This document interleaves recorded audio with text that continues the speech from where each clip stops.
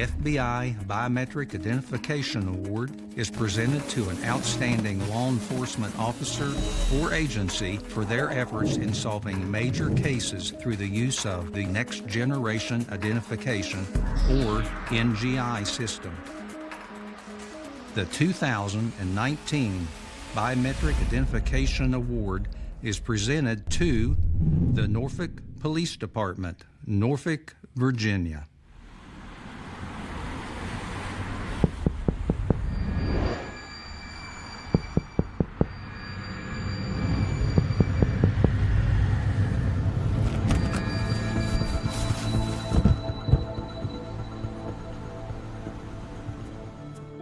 We have a 20-year-old single female living in an apartment complex by herself. Donna had been found on the rug next to the couch. And she had been stabbed multiple times. She lived on her own. The toilet seat was up. The toilet seat was up. A toilet seat found to be in an upright position.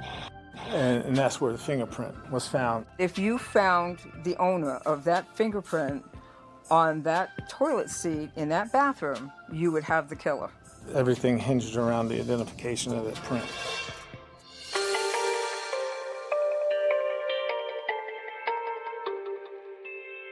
The victim was a 20-year-old young lady named Donna Walker. Miss Walker was a manager for Feather and Fin. She had advanced quickly. She was very organized, very hard worker, and she lived on her own in a one-bedroom apartment. The day that her body was found, she was supposed to be in a friend's wedding. When she didn't show up for the hair appointment, Donna's father, Al Walker, drove from his home over to 7911 Redmond Road. And when he drove up, he saw Donna's car. She had a very unique orange-colored VW Bug that was parked outside. He went in through the front door. The front door was not closed all the way, which he thought was unusual. He found his daughter, his 20-year-old daughter, positioned on the floor next to the couch, obviously deceased. As I recall, when I first arrived at the scene, I saw a white female victim sitting on the floor in front of the couch, and she had been stabbed multiple times. Looking around the apartment, it was very clean. It hadn't been ransacked, to our knowledge.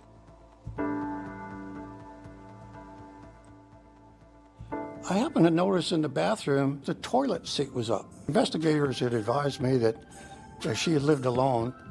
And so the original reason for focusing on the bathroom as a source of forensic evidence, even though the crime scene was in the living room, was that toilet seat. I was able to lift 2 fingerprints off the toilet seat. In addition to the latent fingerprint lifts that they recovered, they also submitted the evidence, and over the next few weeks, homicide case detectives that were involved in the case at that time, Detective Ralph Mears and his partner, went through essentially every person who was a part of Donna's life, and their fingerprints were submitted to the Norfolk Police Department for comparison against that latent lift. They eliminated more than 160 people and worked through essentially her entire given world. And we never got a hit. And so the fingerprints in question were recorded into the automated fingerprint identification system. We searched tens of thousands of fingerprints, but the case went cold.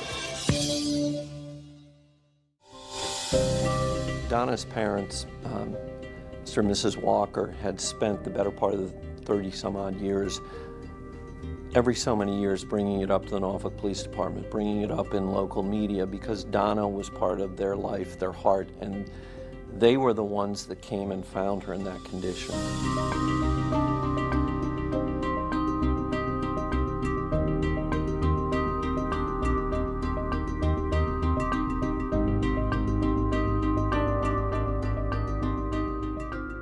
And Captain McBride pulled us all aside and asked us if we would look into the case. Like the original detectives, we believe that everything hinged around the identification of that print. At that point in time, we went to try to reacclimate ourselves to the original homicide investigation, and the lead investigator from the early 1980s was a retired Norfolk police officer by the name of Ralph Mears, who had served for 30-some years on the police department and was a legend in the department in the homicide squad. And this is one of the few cases that he had not been able to solve. My husband Ralph was a World War II veteran. He served in the Marine Corps for like 6 years and was wounded serving aboard the USS Franklin, and that's where he received his Purple Heart. He served in the Norfolk Police Department from 1955 to 1988 when he retired. He worked his way up to be homicide detective. You know, he was a very good investigator. He was something about him, I don't know what it was about him. He just had that gift. One of the cases that really impacted him the most was the Donna Walker case. I worked a lot of homicide cases with Ralph, and I knew that Ralph, being how good he was, we were going to solve this case. He really wanted that one solved, definitely. He thought it was a brutal homicide. Such a young girl living alone that had been savagely stabbed 40 times.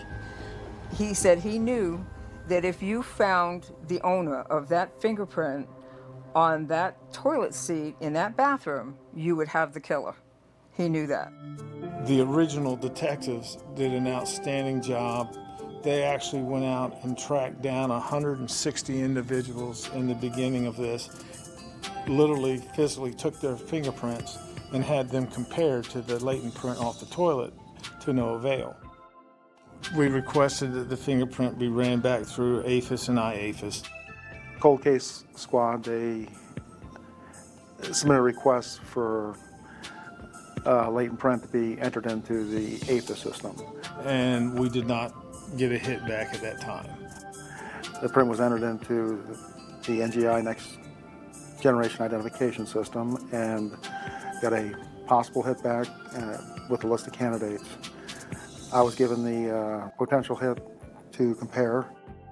I identified the fingerprint to Daniel Johnston. Daniel Johnston, who was the source of the known fingerprint for which we received a cold hit, was found in Elmira Prison in the state of New York.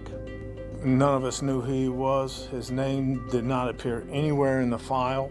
And so, we started researching Mr. Johnston. We learned that he was basically someone who would roam around at night, was known to be seen just out walking. He had committed other offenses at night. That Friday night, in the next unit, there was a party ongoing. One attendee at that party was a female friend of Donna's who also lived in the same apartment complex that Daniel Johnston lived in East Ocean View. One of the neighbors had described a male knocking on the door, and she gave a composite drawing of the guy that she believes that she saw standing by the door. The likeness of Mr. Johnston's photo to the composite was striking. That gave us at least something to present at the trial in that case to explain how he might have been in that area. We read the original case investigation from Detective Mears. They called him on the phone one day and asked to come interview him on that case. And from there, he remembered so much about the case that they didn't have to really review that much. They just asked him questions and he'd pick it up right away. And Ralph, to his dying day, really wanted to see Daniel Johnston receive his justice and Donna Walker receive justice. We wanted to solve that so bad. And the last time I saw Ralph, I shook his hand. I said, "Ralph, don't worry, we got this. We're going to take care of it." He said, "Good."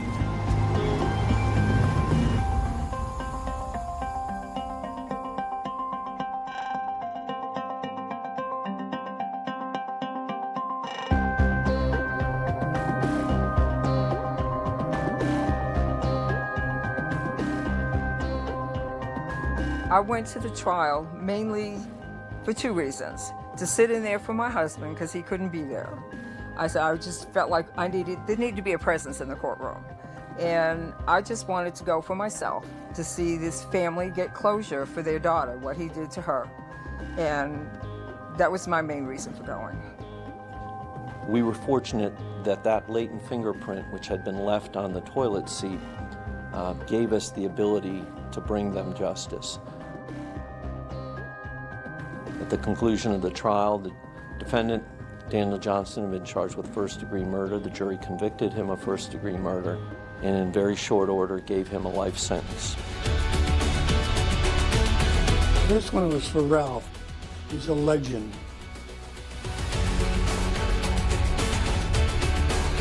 Tap into the power of NGI.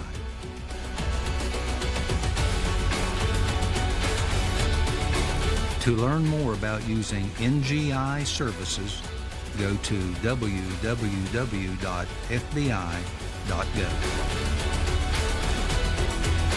To submit for the Biometric Identification Award, send an email to biometrichit@leo.gov.